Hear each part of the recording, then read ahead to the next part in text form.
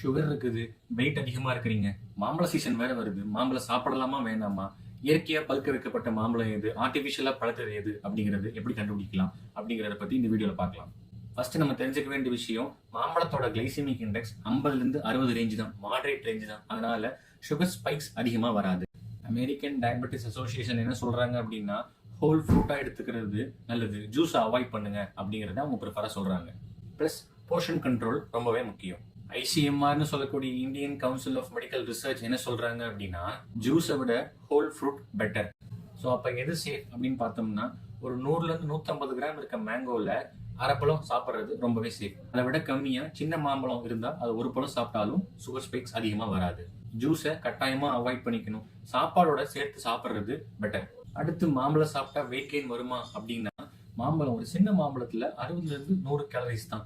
Weight gain ஆகிறது அதிகமான calories எடுத்துக்கிட்டாதான். ஐஸ்கிரீமை விட மாம்பழம் பெட்டர் தான். ஃபைபர் அப்படிங்கிற நார்ச்சத்து இருக்குது, அதனால மலச்சிக்கல் ரொம்பவே கம்மி. இந்தியாவில் செயற்கை முறையில பழங்களை பழுக்க வைக்கிறதுக்கு யூஸ் பண்ற கால்சியம் கார்பைடு அதை இந்தியாவில் யூஸ் பண்றது பேன் பண்ணியிருக்கிறாங்க. ஏன் அப்படின்னா, இந்த கால்சியம் கார்பைடு அசிட்டைலின் அப்படிங்கிற கேஸை ரிலீஸ் பண்றதுனால நம்மளுடைய உடலுக்கு ரொம்பவே விளைவுகளை கொடுக்கும். மாம்பழம் இயற்கையா பழுத்ததா இல்ல ஆர்டிபிஷியலா பழுக்க வச்சதா அப்படிங்கறத எப்படி கண்டுபிடிக்கிறது? 3 விஷயங்களை வச்சு கண்டுபிடிக்கலாம். ஃபர்ஸ்ட் கலர், அதோட ஸ்மெல். அடுத்து அந்த கால்சியம் கார்பைட் யூஸ் பண்ணா ஒரு சில பழங்கள் இருக்கக்கூடிய பவுடர் மார்க்ஸ். First colour. இயற்கையாவே பழுத்த மாம்பழம் மஞ்சள் நிறத்துல மட்டுமே முழுக்க காணப்படாது, கொஞ்சம் கொஞ்சம் இடத்துல பச்சை கலந்திருக்கும், பச்சை மஞ்சள் கலந்து காணப்படும். Second smell. இயற்கையாவே பழுத்த மாம்பழத்தோட காம்புல ஸ்வீட்டான ஃப்ரூட் ஸ்மெல் வரும்.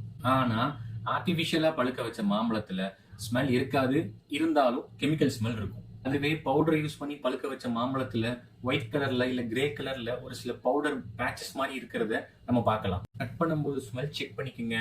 சீசனோட பீக் டைம்ல மேங்கோ வாங்க. செயற்கையா பழுக்க வச்ச பழங்களை சாப்பிட்டோம் அப்படின்னா ஒரு சில நேரங்கள்ல வயிற்று பிரச்சனைகளும் தொண்டை எரிச்சலும் வரலாம். குழந்தைகள், பெரியவர்கள், கர்ப்பிணிகள் ஆர்டிபிஷியலா பழுக்க வச்ச பழமா இல்ல நேச்சுரலா அப்படிங்கறத செக் பண்ணி சாப்பிடுறது நல்லது. சுகர் இருந்தாலும் சரி, வெயிட் அதிகமா இருந்தாலும் சரி, நேச்சுரலா பழுத்த மாம்பழத்தை போர்ஷன் கண்ட்ரோலா சாப்பிட்டோம் அப்படின்னா இந்த மேங்கோ சீசனை என்ஜாய் பண்ணலாம்.